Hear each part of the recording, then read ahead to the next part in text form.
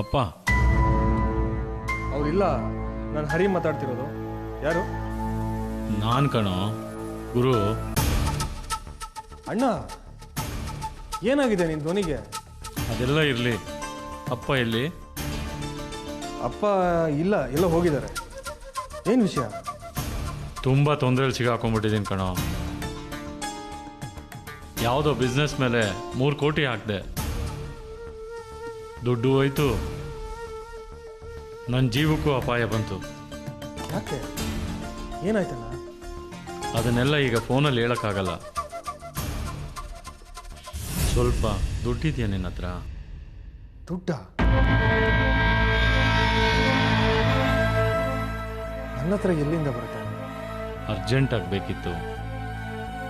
ಅಪ್ಪನ ಮೊಬೈಲಿಗೆ ಫೋನ್ ಮಾಡಿದ್ರೆ ನಾಟ್ ರೀಚಬಲ್ ಬರ್ತಿದೆ.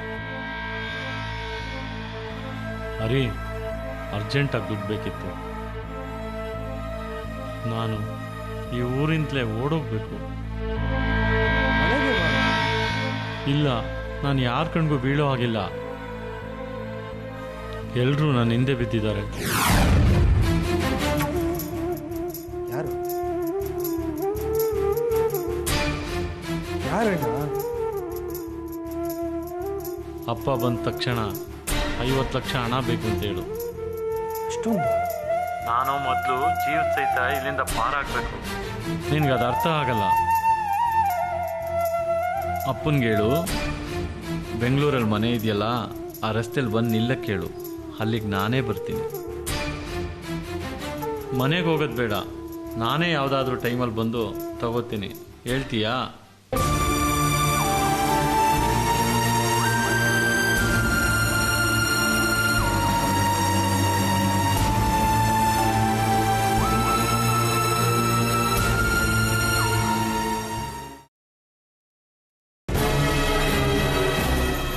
ಒಂದು ನಿಮಿಷ, ನಿಮ್ಗೊಂದು ಸಿಹಿ ಸುದ್ದಿ ಹೇಳ್ತೀನಿ.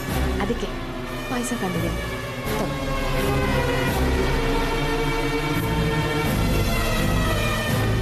ತಗೊಳ್ಳೆ. ಯಾಕೆ? ವಿಷ ಹಾಕಿದ್ದೀನಿ ಅಂತ ಅನುಮಾನನಾ? ಈ ಮಂಜುಳಾ ಯಾವತ್ತೂ ಬೇರೆಯವ್ರ ಬದುಕಿಗೆ ವಿಷ ಹಾಕಲ್ಲ.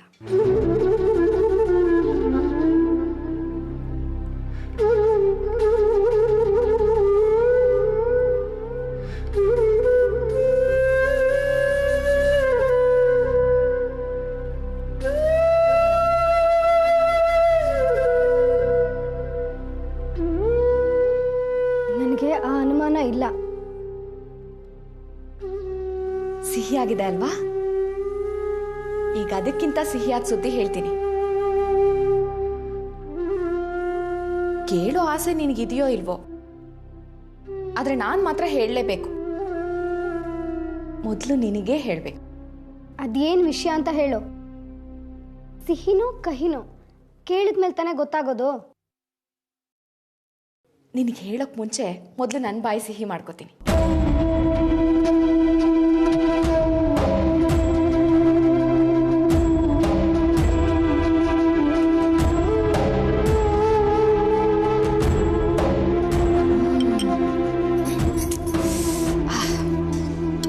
ನನ್ನ ಮಗಳು ಚಂದನ ಯಾರ್ದೋ ಮಗಳು ಅಂತ ಹೇಳ್ತಾ ಇದ್ದೆ ಅಲ್ವಾ? ಯಾರ್ದೋ ಮಗುನ ತಂದು ನಿನ್ ಮಾವಂದು ಅಂತ ಹೇಳ್ತಿದ್ದೀನಿ ಅಂತ ಹೇಳ್ತಿದ್ದೆ ಅಲ್ವಾ? ಹೌದು, ಇರೋ ವಿಷಯ ಅದು. ಈಗ ಅದೇ ಚಂದನನ ನಿನ್ನ ಮಾವ ನನ್ನ ಮಗಳು ಅಂತ ಒಪ್ಕೊಂಡಿದ್ದಾರೆ.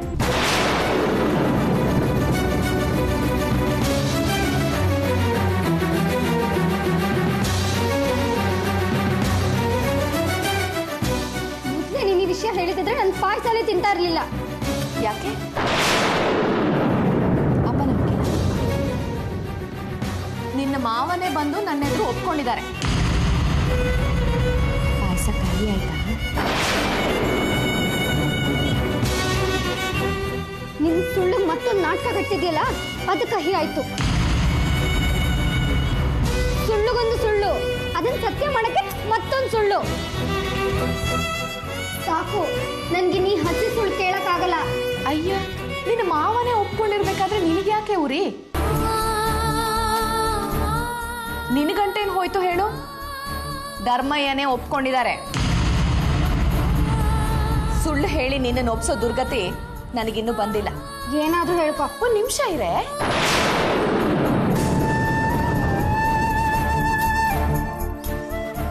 ಈಗ ಸಮಸ್ಯೆ ಇರೋದು ನಿನಗೆ. ಇನ್ ಮುಂದೆ ನನ್ನ ಮಗಳು ನಿನ್ಗೇನಾಗ್ತಾಳೆ? ಅಕ್ಕನ ಮಗಳು ನೀನು. ನಾನ್ ನಿನಗೇನಾಗ್ಬೇಕು? ಅಕ್ಕನು ಅತ್ತೆನು.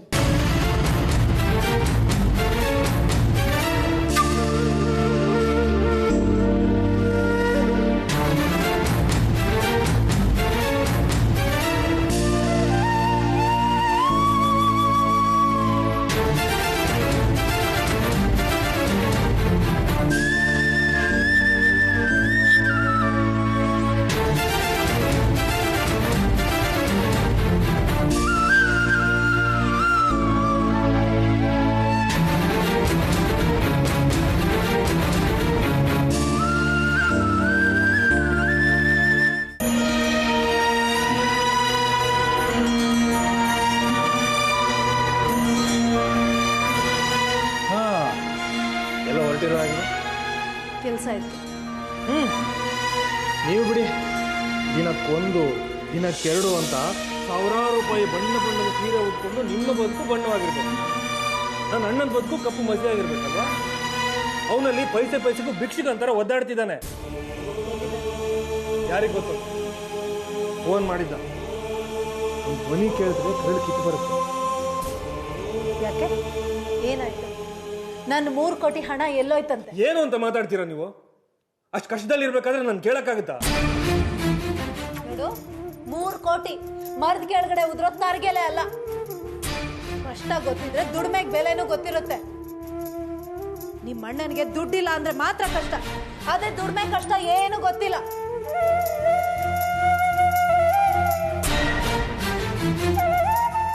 ನೀವು ಒಂದು ಹೆಂಗಸ, ಸ್ವಲ್ಪನಾದ್ರೂ ಮನುಷ್ಯತ್ವ ಅನ್ನೋದಿದೆಯಾ ನಿಮಗೆ? ಯಾರ ಹತ್ರ ಮಾತಾಡ್ತಿದ್ಯಾ ಅನ್ನೋದು ನೆನಪಿರ್ಲಿ. ಯಾಕೆ ನನಗೂ ಅಣ್ಣನ ಹಾಗೆ ಭಿಕ್ಷುಕನ ಗತಿ ಬರುತ್ತಾ? ಭಿಕ್ಷುಕರೇ ವಾಸಿ. ನಿನ್ ಪರಿಸ್ಥಿತಿ ಅದಕ್ಕಿಂತ ಕಡೆಯಾಗಿದೆ. ಭಿಕ್ಷುಕರಾದ್ರೂ ಭಿಕ್ಷೆ ಎತ್ಕೊಂಡು ತಿಂತಾರೆ, ಆದ್ರೆ ನೀನು ಗುಲಾಮ್ಗಿರಿ ಮಾಡ್ತಿದ್ಯಾ. ನಿಮ್ ಬಗ್ಗೆ ಹೇಳಿದ್ರೆ ನಿಮ್ಗೆ ಸಿಟ್ಟು ಬರುತ್ತಲ್ವಾ? ಅಣ್ಣನ ಪರಿಸ್ಥಿತಿ ಬಗ್ಗೆ ನಿಮ್ಗೆ ಏನು ಅನ್ಸಲ್ವಾ? ಅನ್ಸಲ್ಲ. ಏನೀಗ ನಿಂದೆಷ್ಟಿದ್ಯೋ ಅಷ್ಟು ನೋಡ್ಕೊ. ನಿಮ್ಮ ಸ್ವಾರ್ಥ ನೋಡ್ಕೊಳ್ಳೋದಕ್ಕೆ ನಾನು ನಿಮ್ ತರ ಅಲ್ಲ. ಹೌದು, ನೀನ್ ನಂತರ ಅಲ್ಲ. ನಿಂದು ಭಾರಿ ದೊಡ್ಡ ಮನಸ್ಸು. ನೋಡು, ನಂತರ ಇರ್ಬೇಕು ಅಂದ್ರೆ ಧೈರ್ಯ, ಮನಸ್ಸಾಕ್ಷಿ ಇರ್ಬೇಕು. ಮದುವೆ ಹೆಂಡತಿ ಮೇಲೆ ಆರೋಪ ಹೊರಿಸಿ ಅವಳನ್ನ ದೂರ ಇಟ್ಟಿದ್ಯಲ್ಲ, ಭಾರಿ ದೊಡ್ಡ ಮನ್ಸಲ್ಲ ನಿಂದು. ಅಣ್ಣನ್ ಫೋನ್ ಕೇಳಿ ಮನ್ಸ್ ಕಲ್ಬಿಟ್ಟು ಅದೇ ಕಟ್ಕೊಂಡು ಹೆಂಡತಿ ಅಸಹಾಯಕತೆಯಿಂದ ಕಣ್ಣೀರು ಹಾಕ್ತಾ ಕಣ್ಣು ಮುಂದೆ ಕೂತಿದ್ರು ಅದು ಒಂದು ಕಣ್ಣು ಕಾಣಿಸಲ್ಲ. ಕಲ್ಲು ಮನ್ಸು ಕಲ್ಪನೆ. ಕಲ್ಪನಂತ ಹುಡುಗಿಗೆ ಗಂಡನಾಗೋದಕ್ಕೂ ಯೋಗ್ಯತೆ ಬೇಕು. ನಮ್ಮ ಅಣ್ಣನಂತವ್ರಿಗೆ ಹೋಗ ಇಲ್ಲಿಂದ, ಹೋಗ.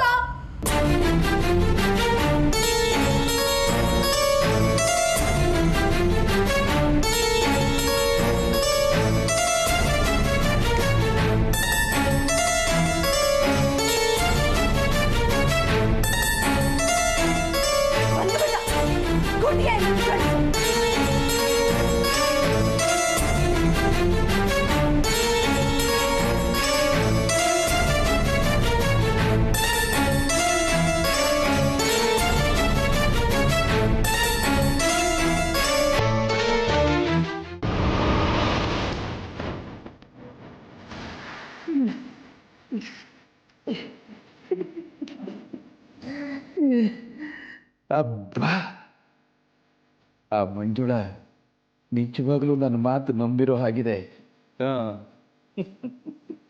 ನಿಜವಾಗ್ಲೂ ಅವಳು ನನ್ನ ಮಾತನ್ನ ನಂಬಿದ್ರೆ ಮುಂದೆ ಅರ್ಧ ತಲೆನೂ ಕಡಿಮೆ ಆದ ಹಾಗೆ.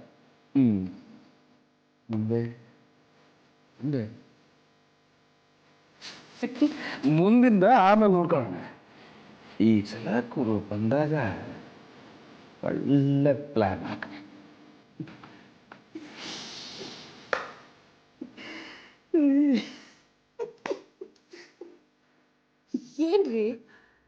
ಏನಾಗಿದೆ ನಿಮ್ಗೆ? ನನಗೇನಾಗಿದೆ?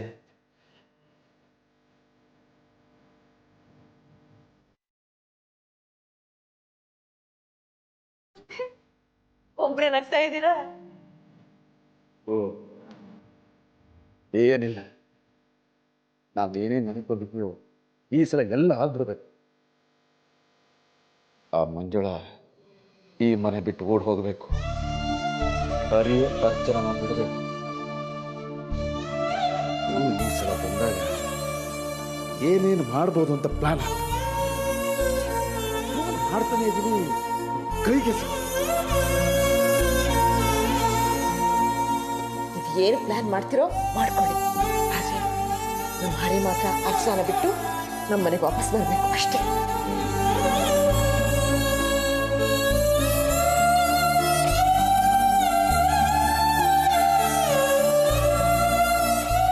ಹರಿ, ಏನಪ್ಪ ನಿನ್ನ ನಮ್ಮ ಮನೇಲಿ ನೋಡಿ ಎಷ್ಟು ಖುಷಿ ಆಯ್ತು ಗೊತ್ತಾ? ನನಗಾಗಲ್ಲ. ಅಣ್ಣ ಫೋನ್ ಮಾಡಿದ್ದ. ನಿನ್ನಣ್ಣನ ನಾನು ಫೋನ್ ಮಾಡ್ತಾನೆ ಇದ್ದೀನಿ, ನನಗೆ ಸಿಗ್ಲಿಲ್ಲ. ನಿನಗೆ ಮಾಡಿದ್ನ? ಸ್ವಲ್ಪ ನಾನು ಹೇಳೋದನ್ನು ಕೇಳಿ. ನಿಮ್ಮನೆ ಲ್ಯಾಂಡ್ಲೈನ್ಗೆ ಫೋನ್ ಮಾಡಿದ್ದ, ನಿಮಗೆ ಫೋನ್ ಮಾಡಿದ್ದ. ಏನಂತ? ಅವನಿಗೆ ಸ್ವಲ್ಪ ದುಡ್ಡು ಬೇಕಂತೆ. ಅಪ್ಪ ಏನ ಹತ್ರ ಕೊಡಕ್ಕೆ ಹೇಳು ಅಂದ. ಏನು ದುಡ್ಡ? ಹೌದು, ತುಂಬಾ ಕಷ್ಟದಲ್ಲಿದ್ದ ಅನ್ಸುತ್ತೆ. ಒಂದು ಧ್ವನಿನೇ ಒಂಥರ ಆಯ್ತು. ಗುರು ಅಪ್ಪಯ್ಯ ದುಡ್ಡು ಕೊಡ್ಲಿ ಅಂತ ನಿನ್ನ ಹತ್ರ ಹೇಳಿದ್ದ ಅಲ್ಲ ಹರಿ? ಮೊದಲನೇದಾಗಿ ಅವನಿಗೆ ಯಾಕೆ ದುಡ್ಡು ಬೇಕು? ಕೋಟಿಗಟ್ಟಲೆ ದುಡ್ಡು ಬರೋ ಬಿಸ್ನೆಸ್ ಅವನು. ಎರಡನೇದಾಗಿ ಅಂಥದ್ದೇನಾದ್ರೂ ಅವನಿಗೆ ದುಡ್ಡೇ ಬೇಕಾಗಿದ್ದಿದ್ರೆ ನನ್ನ ಮೊಬೈಲಿಗೆ ಫೋನ್ ಮಾಡ್ತಿದ್ನಲ್ಲ ಅವನು. ಅದೆಲ್ಲ ನನಗೆ ಗೊತ್ತಿಲ್ಲಪ್ಪ. ಅವನು ಫೋನ್ ಮಾಡಿದ್ದಂತೂ ನಿಜ. ನೀವು ದುಡ್ಡು ಕೊಟ್ರೆ ನಾನೇನು ತಗೊಂಡೋಗಿ ತಲುಪಿಸ್ತೀನಿ. ಪಾಪ ತುಂಬ ತೊಂದರೆಯಲ್ಲಿದ್ದ ಅನ್ಸುತ್ತೆ. ಹರಿ, ದುಡ್ಡು ಕೇಳೋದಕ್ಕೆ ಇಷ್ಟೆಲ್ಲ ನಾಟಕದ ಅಗತ್ಯ? ಇನ್ನೆರಡು ತಿಂಗಳೆಲ್ಲ ನಿಮ್ಮ ಆಸ್ತಿ ನಿಮಗೆ ಸಿಗುತ್ತೆ. ಏನು ಬೇಕಾದರೂ ಮಾಡ. ಅಲ್ಲಿವರೆಗೆ ನಾನು ಮಾತ್ರ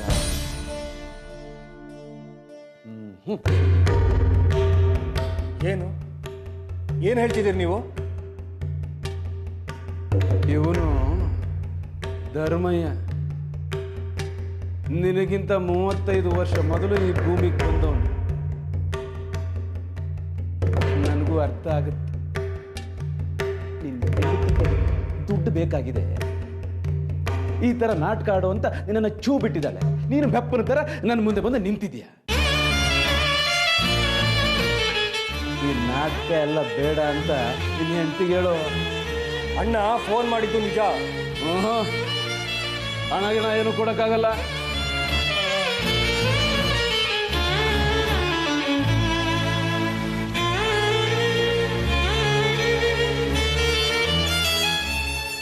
ನೋಡಿದೆ ರುಕ್ಮಿಣಿ, ಆ ಅರ್ಚನಾ ವರ್ಷನ ದಡ್ಡನ ಮಗನ ಹೇಗೆ ಆಡಿಸ್ತಿದ್ದಾಳೆ. ಏನು ಕಾಡು ಮಲ್ಲಿಗೆ ಮಂಜುಳಾ ಅವ್ರಿಗೆ ಇವತ್ತು ಇದ್ದಕ್ಕಿದ್ದಾಗೆ ನಮ್ ನೆನಪಾಗ್ಬಿಡ್ತಾ? ಇದ್ದಕ್ಕಿದ್ದಾಗೆ ಅಂತೇನಿಲ್ಲ ಅಮ್ಮ, ಯಾವಾಗ್ಲೂ ನೆನಪಾಗ್ತಾ ಇರ್ತೀರ. ನೀವದ್ ಯಾವ ಬಾಯಲ್ಲಿ ಹೇಳಿದ್ರು ಏನೋ, ಎಲ್ಲ ನಿಮ್ ಬಾಯಿ ಹರಕೆ ತರನೇ ನಡೀತಾ ಇದೆ. ಏನಿದು ಮಂಜುಳಾ? ನಿಮ್ಮ ಅಣ್ಣ ಧರ್ಮಯ್ಯ ಚಂದುನ ಅವ್ರ ಮಗಳು ಅಂತ ಒಪ್ಕೊಂಡಿದ್ದಾರೆ. ಹೌದಾ? ಆ ರೀತಿ ದ್ವೇಷ ಮಾಡ್ತಿದ್ದ? ಅದ್ ಹೇಗೆ ಒಪ್ಕೊಂಡ? ಎಲ್ಲ ನೀವ್ ಹೇಳಿದ ಹಾಗೆ ಆಯ್ತು. ಆಸ್ತಿ ಕೇಳು ಅಂದ್ರಿ, ಕೇಳ್ದೆ, ಜಗಳ ಆಯ್ತು. ಮಾರನೇ ದಿನ ಅವರೇ ಬಂದು 5 ಲಕ್ಷ ಕೊಡ್ತೀನಿ ಅಂದ್ರು. ಕೊಟ್ರು, ಆದ್ರೆ ಹರಿ ತಗೊಳಕ್ ಬಿಡ್ಲಿಲ್ಲ. ಆಸ್ತಿ ತಗೊಳ್ಳೋದು ನಿಮ್ ಹಕ್ಕು ಅಂತ ಹೇಳ್ದ. ಇವತ್ತು ಧರ್ಮಯ್ಯ ಬಂದು ಚಂದನ ನನ್ನ ಮಗಳು ಅಂತ ಒಪ್ಕೋತೀನಿ ಅಂತ ಹೇಳಿದ್ರು. ಎಂತ ಒಳ್ಳೆ ಸುದ್ದಿ ಹೇಳ್ದೆ. ಅದಕ್ಕೆ ಏನು ಗಲಾಟೆ ಮಾಡ್ಲಿಲ್ವಾ? ಅವ್ರಿಗಿನ್ನೂ ಗೊತ್ತಿಲ್ಲ ಅಂತ ಅನ್ಸುತ್ತೆ. ಇನ್ನು ಮುಂದೆ ಚಂದು ವಿದ್ಯಾಭ್ಯಾಸ, ಅವಳ ಖರ್ಚು ಎಲ್ಲ ನಂದೆ ಅಂತಾನು ಹೇಳಿದ್ರು. ಒಂದು ವರ್ಷ ಟೈಮ್ ಕೊಡು, ಆಮೇಲೆ ರುಕ್ಮಿಣಿ ನಾನು ಒಪ್ಪಿಸ್ತೀನಿ ಅಂತಾನು ಕೇಳ್ಕೊಂಡ್ರು.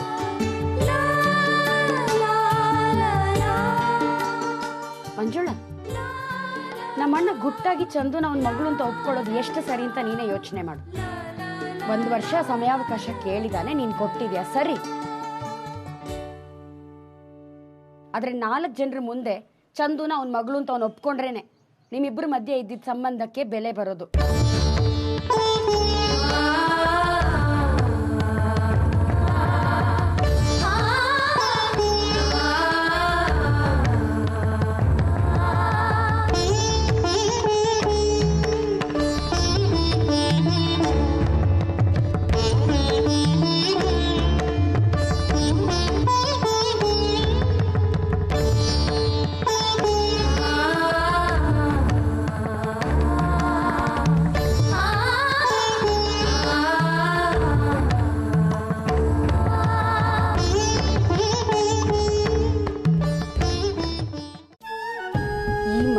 ನನ್ನ ಅಣ್ಣನ ಮನೇಲಿ ಜಾಗ ಸಿಗ್ಬೇಕಾ?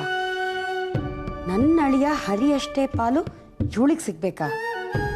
ಇವಳಿಗೆ ಪಾಲು ಸಿಕ್ಕಿದ್ರೆ ಅದು ನಮಗೆ. ಆದರೆ ಅಣ್ಣ ಮಂಜುಳಾನ ಒಪ್ಕೊಂಡ್ಬಿಟ್ರೆ ಎಲ್ಲ ಇವ್ರ ಮನೆಗೆ ಸಿಗತ್ತೆ. ಅದಕ್ಕೆ ಮೂಲೆ ಸೇರ್ತಾರೆ. ನಮ್ಮ ಮನೇಲಿ ಮೂಲೆಯಲ್ಲಿ ಬಿದ್ದಿರೋ ಮಂಜುಳ ನನಗೆ ಅದಕ್ಕೆ ಆಗ್ತಾಳೆ. ಅರ್ಚನಾಗೆ ಮಂಜುಳ ಯಜಮಾನಿ ಆದರೆ ಸುಮ್ಮನೆ ಇರ್ತಾಳ? ಏನೇ ಆದರೂ ಅವಳು ತಂಗಿ ಕಲ್ಪನನ ಕಾಪಾಡ್ತಾಳೆ. ಕಲ್ಪನಾ ಗಟ್ಟಿ ಆದರೆ ಖಂಡಿತ ನನ್ನ ಮಗಳು ಬೀದಿ ಪಾಲಾಗ್ತಾಳೆ. ಹಾಗಾಗಬಾರ್ದು. ನಾನು ಇಷ್ಟು ದಿನ ಪಟ್ಟ ಪ್ರಯತ್ನ ವ್ಯರ್ಥ ಆಗಬಾರ್ದು. ಮಂಜುಳ ಎಲ್ಲಿರಬೇಕೋ ಅಲ್ಲೇ ಇರಬೇಕು. ಆಸ್ತಿ ಸಿಕ್ಕರೂ ಅದು ನಮ್ಮ ಮೂಲಕ ಭಿಕ್ಷೆ ಥರ ಸಿಗಬೇಕು. ನಾವು ಹಾಕಿದ ಅನ್ನ ತಿಂದ್ಕೊಂಡಿರ್ಬೇಕು. ನಮಗಿಂತ 1 ಇಂಚು ಮೇಲೆ ಹೋದರೂ ಅಪಾಯ ನನ್ನ ಮಗಳಿಗೆ. ಆದರೆ ಹೇಗೆ ತಪ್ಪಿಸೋದು? ಅಣ್ಣ ನಮ್ಮ ಹತ್ರ ಮಾತಾಡಲ್ಲ. ಅದು ಅಲ್ಲದೆ ನಾನೇ ಹೇಳಿದ್ರೆ ಮಂಜುಳಂಗೂ ಗೊತ್ತಾಗತ್ತೆ. ಅವಳನ್ನು ಉಳಿಸ್ಕೋಬೇಕು. ಆದರೆ ಅವಳ ಅಣ್ಣನಿಗೆ ಹತ್ರ ಆಗಬಾರ್ದು. 1 ವರ್ಷದ ನಂತರ ಒಪ್ಕೋತಾನೆ. ಅತ್ತಿಗೆಗೆ ವಿಷಯ ಗೊತ್ತಿಲ್ಲ.